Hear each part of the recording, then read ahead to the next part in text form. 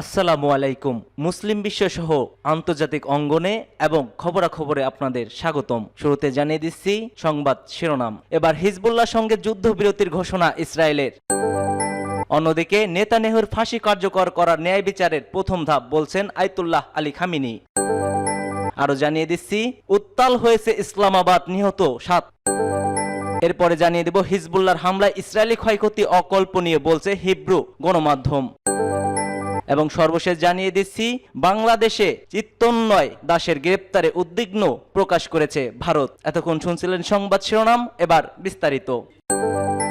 হিজবুল্লাহর সঙ্গে যুদ্ধবিরতির ঘোষণা ইসরায়েলের। লেবাননের সশস্ত্র গোষ্ঠী হিজবুল্লাহর সঙ্গে যুদ্ধবিরতির চুক্তি অনুমোদন দিয়েছে ইসরায়েলি মন্ত্রিসভা। প্রধানমন্ত্রী বেনিয়ামিন নেতানিয়াহুর সভাপতিত্ব অনুষ্ঠিত বৈঠকে এ সিদ্ধান্ত নেওয়া হয়। ইসরায়েলের একটি সংবাদ মাধ্যমের বরাত দিয়ে বার্তা সংস্থা রয়টার্স একথা জানিয়েছে। মন্ত্রিসভার বৈঠক শেষে জাতির উদ্দেশ্যে ভাষণ দেন নেতানিয়াহু। এ সময় চুক্তির পক্ষে চুক্তি ধরে তুলে নেন এই নেতা। লেবাননের হামলার প্রতি ইঙ্গিত করে নেতানিয়াহু বলেছেন হিজবুল্লাহকে ইসরায়েলি বাহিনীর পিছু হটিয়ে দিয়েছে। তারা কয়েক দশক ধরেই অবস্থান এবং চলমান যুদ্ধ রেখেছে। ইসরায়েলি প্রধানমন্ত্রী আরো বলছেন হিজবুল্লাহ যদি চুক্তি লঙ্ঘন করে আমরা তাদের উপর হামলা চালাবো। ইসরায়েলি চেহারা পাল্টিয়ে দিয়েছে জানিয়েছে দেশটির প্রধানমন্ত্রী। হিজবুল্লাহর সঙ্গে যুদ্ধবিরতির চুক্তি মনে হলে ইরানের হুমকি মোকাবেলায় এখনো বেশ জোর দেওয়া যাবে। ইসরায়েলের মন্ত্রিসভায় লেবাননের যুদ্ধবিরতি চুক্তি অনুমোদন হওয়ার পর এ নিয়ে যুক্তরাষ্ট্রের সময় বেলা 2:30টার বক্তব্যে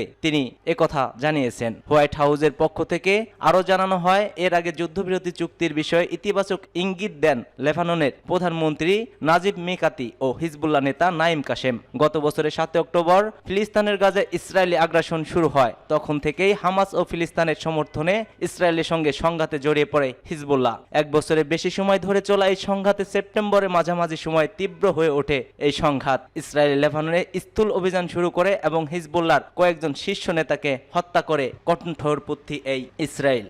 নেতানিয়াহুর ফাঁসি কার্যকর করা ন্যায় বিচারের প্রথম ধাপ বলছেন আয়াতুল্লাহ আলী খামেনি। ফার্স্ট টুডো ইসরায়েলি প্রধানমন্ত্রী বেনিয়ামিন নেতানিয়াহুর ফাঁসি দেওয়ার আহ্বান জানিয়েছে ইসলামী প্রজাতন্ত্রের ইরানের সর্বোচ্চ নেতা আয়াতুল্লাহ আলী খামেনি। এ ভাষণ দিয়েছে সমর্থন করে সামাজিক মাধ্যম এক্সে ব্যবহারকারীরা ব্যাপকভাবে তাদের প্রতিক্রিয়া জানিয়েছেন। ইমাম খামেনি ইরানের স্বেচ্ছাসেবী বাহিনী বাসিজের হাজার হাজার সদস্যের সমাবেশে দেয়া ভাষণে বলেন নেতানিয়াহুর বিরুদ্ধে যে গ্রেপ্তারি পরোয়ানা জারি করা হয়েছে তা যথেষ্ট নয়। তার পাশাপাশি ইসরায়েলের অন্যান্য যুদ্ধ অপরাধের বিরুদ্ধেও মৃত্যুদণ্ড জারি করা উচিত। ইরানের সর্বোচ্চ নেতা এই ভাষণের পর সামাজিক মাধ্যম এক্সে ব্যবহারকারীরা বিষয়টি নিয়ে ব্যাপকভাবে আলোচনা করেছেন। ফার্স্ট টুডের এই রিপোর্ট এরকম কয়েকজন এক্স ব্যবহারকারীর মন্তব্য তুলে ধরা হয়েছে। নেতানিয়াহুর একজন যুদ্ধ অপরাধী বলছে ইরানি এক্স ব্যবহারকারী সাইয়েদ মোহাম্মদ হুসেইন।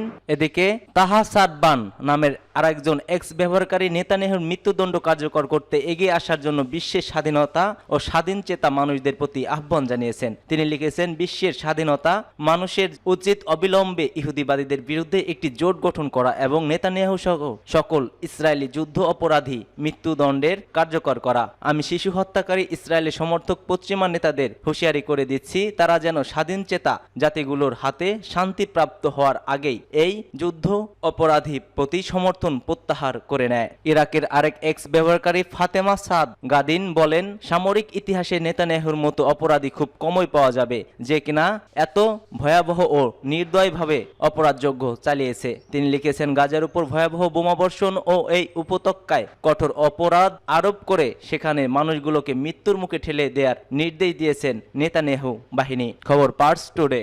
উত্তাল ইসলামাবাদ, নিহত 7। পাকিস্তানের সাবেক প্রধানমন্ত্রী ইমরান খানের দল তেহরিক ইনসাফের ডাক সমাবেশ ঘিরে রাজধানী ইসলামাবাদ উত্তাল হয়ে উঠেছে। পথে পথে আইন শৃঙ্খলা রক্ষাকারী বাহিনীর বাধা ডেঙ্গিয়ে রাজধানী ইসলামাবাদে ডিচকে সমাবেশ স্থলে পৌঁছে যান দলটির নেতাকর্মীরা। সমাবেশে যাওয়ার পথে আইন শৃঙ্খলা রক্ষা বাহিনী সঙ্গে তাদের দফায় দফায় সংঘর্ষের অন্তত আরো 7 জন নিহত হয়। পরিস্থিতি নিয়ন্ত্রণে রাজধানীতে সেনা মোতায়েন করা হয়েছে। কারাবন্দী ইমরান খানের মুক্তি, সরকারের পদত্যাগ এবং সংবিধানে 26তম সংশোধনী বাতিলের দাবিতে ডিচকে সমাবেশের ডাক দেয় পিটিআই।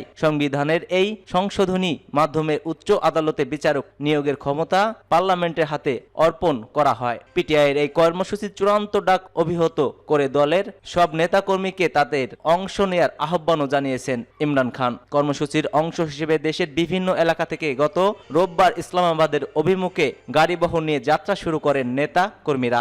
এই গাড়িবহরে আছেন ইমরান খানের স্ত্রী বুশরা বিবিও। তিনি স্বামীকে মুক্ত না করে ঘরে ফিরবেন না বলে ঘোষণা দেন। পিটিআইয়ের বিক্ষোভ ঠেকাতে সর্বাত্মক প্রস্তুতি নেয় সরকার। পথে পথে আইন শৃঙ্খলা রক্ষা বাহিনী সদস্যদের মোতায়েন করা হয়, ডাকা হয় আধা সামরিক বাহিনীর সদস্যদেরও। বিভিন্ন স্থানে বাধা দেওয়া ও পিটিআই নেতাকর্মীদের বাধা ডেঙিয়ে নেতাকর্মীরা ইসলামাবাদের দিকে অগ্রসর হতে থাকলে দেখা মাত্র গুলির নির্দেশ দিয়ে রাজধানীতে সেনা মোতায়েন করা হয়। সামাজিক যোগাযোগ মাধ্যম ছাড়িয়ে পড়া ভিডিওতে দেখা যায় ডিচক ঘিরে প্রতিবন্ধকতা হিসেবে বাসানো কন্টেইনার বেরিয়ে উপরে উঠে আসে পিটিআইয়ের কর্মসংস্থান ও কর্মী সমর্থকরা। এ সময় কন্টেইনারের উপর অবস্থান নিয়ে সেনা সদস্যদের সঙ্গে তাদের কর্মবর্ধন করতে দেখা যায়।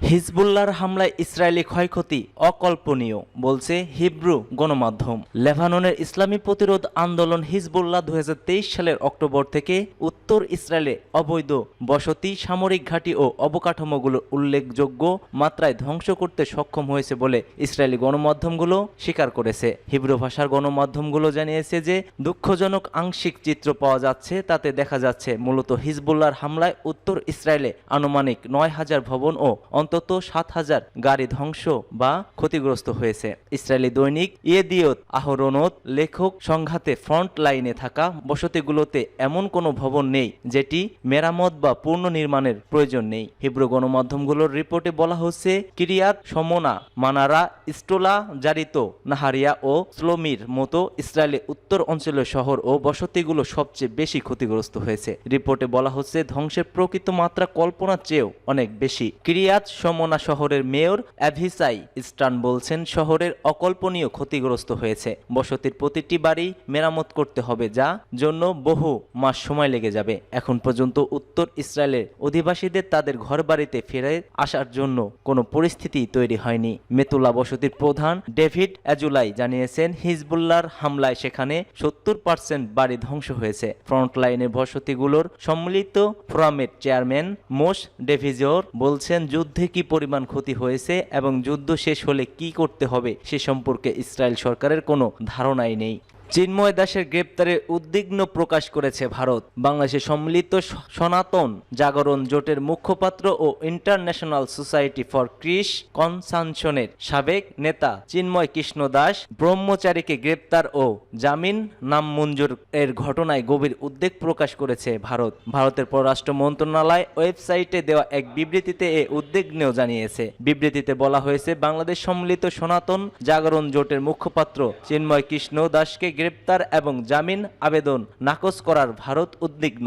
বাংলাদেশে হিন্দু ও অন্যান্য সংখ্যালঘুদের উপর একাধিক হামলার পর এই ঘটনা ঘটেছে। বাংলাদেশে সংখ্যালঘুদের বাড়িঘর ও ব্যবসা প্রতিষ্ঠানে অগ্নিসংযোগ ও লুটপাট এবং দেবতার অবমাননা ও মন্দির ভাঙচুরের একাধিক নথিভুক্ত ঘটনা রয়েছে। ভারতের পররাষ্ট্র মন্ত্রণালয় বলছে আমরা চিন্ময় কৃষ্ণ দাসের গ্রেপ্তারের বিরুদ্ধে শান্তিপূর্ণভাবে প্রতিবাদে অংশ নেওয়ায় সংখ্যালঘুদের উপর একাধিক হামলার বিষয়টিও উদ্বেগের সঙ্গে পর্যবেক্ষণ করেছি। বিবৃতিতে আরো বলা হচ্ছে দুর্ভোগের বিষয় হলো যখন এই ঘটনার অপরাধীরা অধরা রয়ে গেছে তখন শান্তিপূর্ণ সমাবেশের মাধ্যমে ন্যায্য দাবি উপস্থাপনকারীর জন্য ধর্মীয় নেতার বিরুদ্ধে অভিযোগ আনা হয়েছে। আমরা চিন্ময় কৃষ্ণ দাসকে গ্রেপ্তারের প্রতিবাদে শান্তিপূর্ণভাবে প্রতিবাদকারী সংখ্যালঘুদের উপর হামলার বিষয়টিও উদ্বেগের সঙ্গেই লক্ষ্য করেছি। আমরা বাংলাদেশি কর্তৃপক্ষ হিন্দু ও সব সংখ্যালঘু শান্তিপূর্ণ সমাবেশ ও মত প্রকাশের স্বাধীনতার অধিকার সহ নিরাপত্তা নিশ্চিতের আহ্বান জানাই। ভারতের পররাষ্ট্র মন্ত্রণালয়ের মুখপাত্র